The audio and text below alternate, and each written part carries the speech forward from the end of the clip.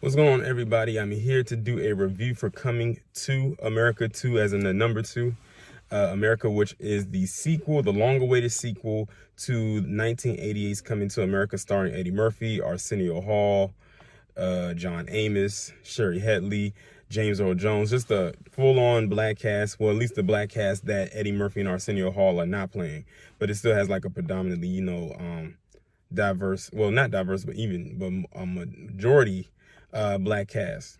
So basically what this movie is about is Prince Akeem, soon to be King Akeem, played by Eddie Murphy.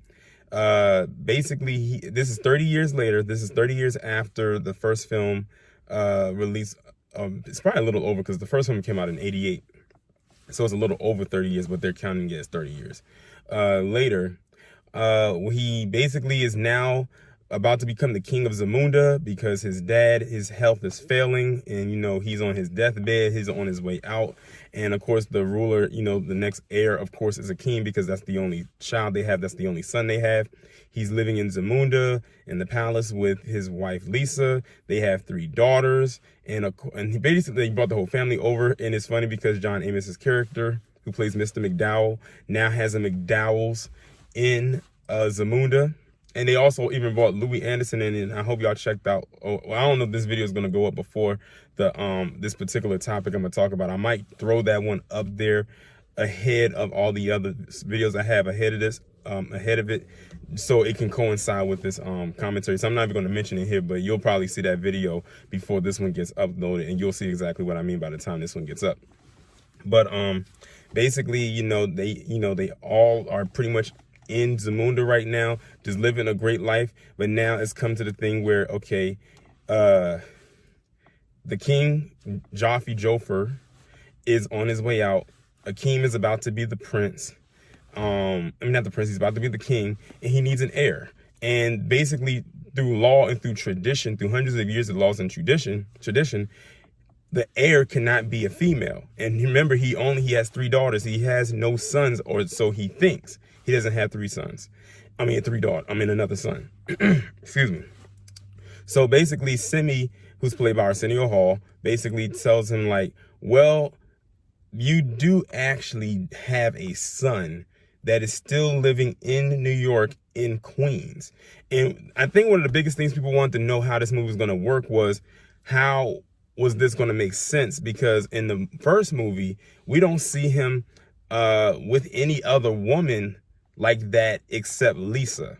They had him date the sister. Well, not so much date the sister because he wasn't really feeling her like that. He just kind of went on a date with her or something like that. But he really wanted to be with Lisa, which, by the way, she wasn't in the movie. They brought pretty much most of the cast back, even some of the people that didn't have big scenes in the first one, but were recognizable, but they didn't bring the sister back. I wonder why they didn't bring her back, and her name was Patrice, but I was kind of expecting to see her since they brought most of the cast back, but she wasn't there for whatever reason that may be. But, he finds out he has a son from a one-night stand that he had with Leslie Jones's character. I don't know. I'm just leaving it at that. So he basically had a one-night stand with Leslie Jones' character, just a random night or whatever. And basically how they found out how he had, where they met was at that bar that night in the first one when they were going out to try to find a suitable mate for him. And basically it shows that Semmi had left the table and he went over to a bar and he was talking to 2 women, and one of the women happened to be Leslie Jones's character, and I think her name in the movie was Mary. And he just basically talked to her and said that my friend is out, he's trying to find like a woman and everything like that. Then they go back to their apartment, and then she gets high or something like that. He gets high off the contact because I don't think he's ever experienced weed like that before being in Zamunda, at least not to my knowledge, or anything like that. He goes into like a state of euphoria, and then they get it in one good time, and one good time is all you need. And then she becomes pregnant. He doesn't know that she's pregnant, and he ends up with Lisa. They get married and everything like that. Fast forward 30 years, now he finds out he has a son. So now he has to go back to America to go and retrieve this son and bring him back and groom him up in a limited amount of time so he can take the heir to be the heir to the throne.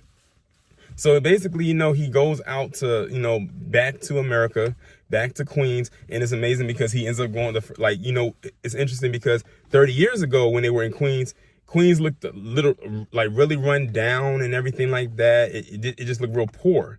Now they're coming back to Queens and it looks real nice and real gentrified. So I like that they actually did that. They didn't try to keep it looking like, you know, how it was back then, because that would have been dumb, because at that point it doesn't look like the movie or the storyline progressed, because why would it still look how it did back then today? It would make no sense. But one thing that stuck out was when they got there and they looked around and saw everything looked different except that barbershop. That barbershop where those four guys was in. Of course, you know, Eddie Murphy, Arsenio Hall played those characters with the exception of the one guy. They all still were at that barbershop, still talking their shit as if, you know, it was just another everyday, you know, type of deal and everything like that. And they go in there, they talk to them and everything. And of course, you know, they greeted them in their own stereotypical way, calling them Kunta Kinte and Mufasa and Wakanda and all types of stuff like that. And then, you know, he's talking to them and he's trying to figure out where's this son of his that he has. He finds out that he has come to that barbershop before. They notice that he, you know, scalps tickets for his uncle, who was played by Tracy Morgan, outside of Madison Square Garden. And they just basically tell him to go there and everything like that and try to find, you know, his son. Now, his son is like between jobs, like, well, not even between jobs. He's just trying to find a job, a place of employment, because he doesn't want to do, you know, scalping tickets for the rest of his life. He doesn't want to just be a hustler for the rest of his life, even though he knows how to do it. But he wants something that's more stable. But just imagine if you was in a situation where you live in life like that, and then all of a sudden this guy comes along and says that you are my son, you are a prince up to be, your heir to the throne, and everything like that. I don't want to spoil the whole like movie like that, because I want people to actually watch it and everything like that. But that's pretty much like, you know, a good son. I know I kind of got into it, but then I would be here all day, because I would probably end up spoiling the movie, and I don't want to spoil too much. So I got a little bit into it. So basically, also Wesley Snipes, I forgot, Wesley Snipes is in this movie. Wesley Snipes kind of plays the antagonist, but he's not like a big antagonist. It's like he has his ways of what he wants to do and what he's trying to accomplish, because basically we find out something. We find out something about his character, along with the Imani character, who was played by Vanessa Bell Calloway, who also reprised her role as Imani. If y'all remember Imani, she was the one that was supposed to marry Akeem in the first one, and she had that gold dress on, and he was asking her questions like, you know, what do you like? She was like, whatever you like, Your Highness. And one where she was like, bark like a dog, sound like a monkey, a big dog, hop on one foot. Yeah, that's her. Turns out that Imani and Wesley Snipes' character, who I think his name is King Easy or Izzy, I forget his name. Someone down in the comments, let me know. They're actually brother and sister, and they live in this plan called Nextdoria. I said, wow, what an original name, Nextdoria, which is literally next door to Zamunda. So you find out that's what it is, and he basically has had a long-standing beef with the Jaffer family, because Akeem pretty much stood her up at the wedding, and he said that she's never been the same ever since she had to bark like a dog and hop on one foot, because technically she's still been acting like that and acting kind of off ever since 30 years ago, because he never told her to stop barking like a dog and stop hopping on one foot. She still had, you know, those remnants of her there. And the thing is, in order for me to really connect all this, you have to have watched the first one. If you have never watched the first Coming to America, some of the stuff that they do in this movie will not make sense to you at all whatsoever. So it's like you have to watch the first one to really appreciate what they're doing, you know, with this one. Teyana Taylor was also in this movie. She played the daughter to Wesley Snipes. I think her character name was Bopoto or something like that. And basically her goal, or their mission, was to marry his character, the son character, along with her character, so the families could merge together. That was basically the goal, and he was basically being used as a pawn. Like, that's what Wesley Snipes' character said in the movie. He said that he was being used as a pawn to, you know, merge the families together, because Nextdoria, I think, was like poor, and they needed to marry into the Jaffer family in order for them to expand on their wealth. That's basically what the whole goal was of them getting married. And of course, like I said, it goes back to the three daughters. The women, they cannot rule a kingdom. That's basically how tradition is ran. And the oldest daughter, who I think her name was Mika, she was basically being groomed to become the next heir to the throne. But of course, because of tradition, she couldn't do it. So I already knew it was going to be some tension between her and the son, because it's like, how is it that I grew up in Zamunda as a true Zamundan residence, groomed from birth to take the throne or be the heir to the throne, only to be told I can't do it because I'm a woman, and only to also find out that I have an older brother who lives in New York on the other side of the world to come in, and literally all he has to do is pass these princely trials that last about a week, and boom, he can get the heir to the throne. So he has a week to prove himself. Eventually can prove himself to become heir to the throne. I had to prove myself for years to be heir to the throne, but I can't because I have XX chromosome. So I kind of like knew that there was going to be tension between her and her brother. What I did like though is that they didn't drag the tension out. That probably would have annoyed me if they dragged the tension out between her and the brother. Yes, we know that you wanted to be the heir to the throne, but you couldn't because you're a woman, and we understand that. However, it's tradition. But I'm glad they just didn't drag out the tension between the two of them. That's one thing that I did appreciate about that, because that would have like took me on like, okay, we get it. You don't like him. We get it. We understand. It even got to a point in the movie where she actually helped him pass one of his most physical trials. I'm not going to tell you what trial it was. I'm going to let you watch the movie for yourself if that's what you want to see. And I like that because that was the first time in the movie where you had a brother-sister dynamic. And you got to think, she for the longest thought she was the oldest child. And now she finds out she has an older brother.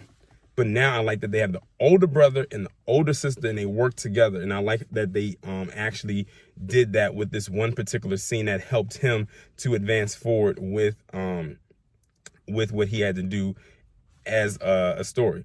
One thing, and I will say this, I did have some issues with the movie. One thing I did have an issue with is that they kind of tried to tie some of the storyline from the original Coming to America into this one. Like how, they were grooming one woman to marry this prince, just like they were doing with the first one. They did it with this one in almost the same way. Like even some of the dialogue was kind of similar there as well. And I was like, I feel like I'm watching Coming to America 2.0. I know it's Coming to America, but I feel like or 1.5, I should say. I didn't really want to see, that happen like that. I wanted them to have a different kind of a storyline as far as that goes, but they did it anyway. And that right there was a small little issue for me, was the fact that it seemed like in some aspect the storylines were almost exactly the same, as far as you have someone right here, you have someone right here who's being groomed to marry. They do everything that you say, just like in the first one. It's just that the characters lasted a little bit longer with the storyline and everything. It wasn't just like, oh, here they are, and then boom, they're gone. They kind of just had them stay. And that was Teyana Taylor's character, by the way, who was basically acting like Vanessa Bell Calloway's character in the first one, with the whole, oh, I'll do whatever you like type of thing right there. And I was like, oh, they're doing this. But that was one thing that I had an issue with. There was something else that I had an issue with, but I can't really think about it at the moment. Hopefully I can before I actually cut off this video, because I'll be mad if I find out what it is that I had an issue with and the video ends up cutting off on me. I will say this, Leslie Jones' character, she didn't annoy me as much as I thought she would, because I have to say this, Leslie Jones to me just annoys me. I think she annoys a lot of people, but I'm glad they didn't annoy or like make her as much of a nuisance as they could have, like in other roles that she's been in. Because like believe it or not, there's some moments in this movie where Leslie Jones' character is not this loud, boisterous person. Like there's moments where she's real toned down and mellow. And I was actually shocked to see that. Now, of course, when she gets introduced and they bring her in, of course, she comes in loud and everything like that. But eventually, over time, she kind of mellows out, which I do appreciate the writers for. I have to attribute that to the writers, because they could have had her being this loud, boisterous, a stereotype that they always have her play. But like I said, they still had the elements of that there, but they didn't have her be that in every scene. And if you watch the movie, you'll see where she's loud and the other parts where she's, mellow and out in everything like that.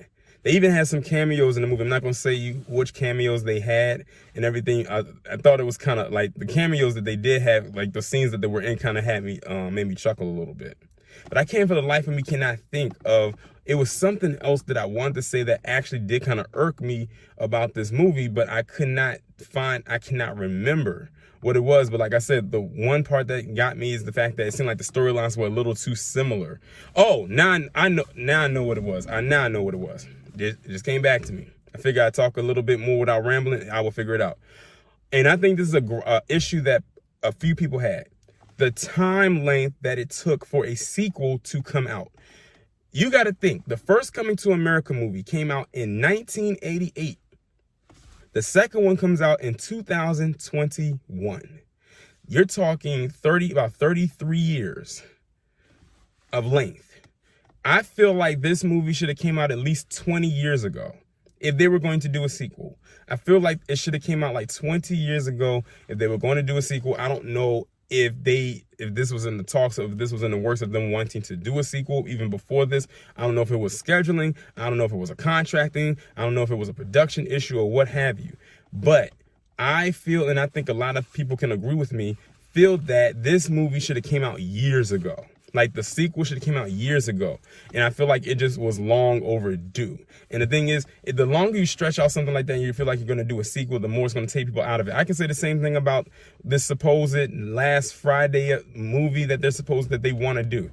You got to think the first one came out in 95. The second one came out in 2000. And the third one came out in 2000. Was it 3 or 2? 2000, somewhere around that time. But see how it was a space. Literally, they all came out within 10 years of each other. By the time they want to do this last Friday movie, if they even do it, it's going to be, the gap is going to be too long. The same thing with ATL. ATL came out in 2006, and they're trying to come out with ATL 2. 10 years was 2016. It's now 2021.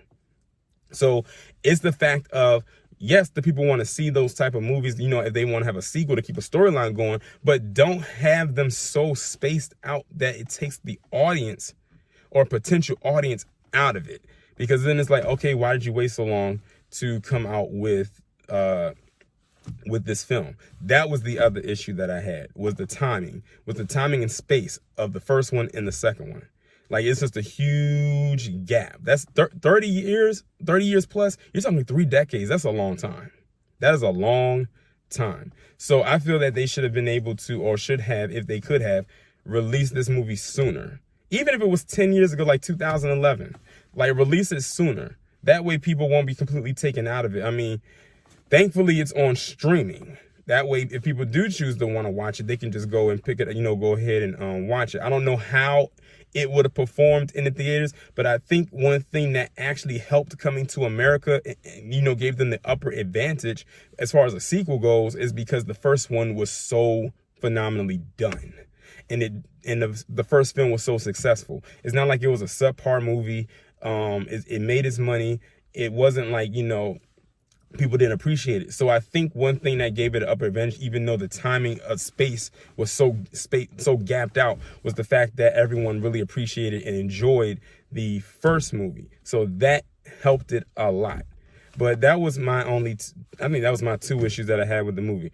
If I had to give this movie a score, I would probably give it a 7.5 out of 10. It's not perfect. It wasn't bad. Like I said, I had my issues with it. Like I said, my issues was the timing of the release of the second one. And the storyline seemed like it was kind of biting off of the first one in some aspects, in some way, shape, or form. But all in all, it wasn't a bad movie at all. It did have some moments where you will laugh at it. So I would say that, you know, you will enjoy it. Is it the best movie? No. Is it the best sequel? No, because sequels, you know, it's either going to be a hit or a miss.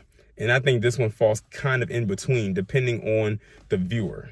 But that's going to be my review for Coming to America. Y'all let me know what y'all think down in the comments. Like, share, subscribe. If you do choose to watch this movie, let me know what y'all think. If you have watched this movie, because it is on streaming, so some of you probably have already watched it. Of course, it's on Amazon Video. I think it's called Amazon Video. So if you have an Amazon Prime account, you are able to watch it for free.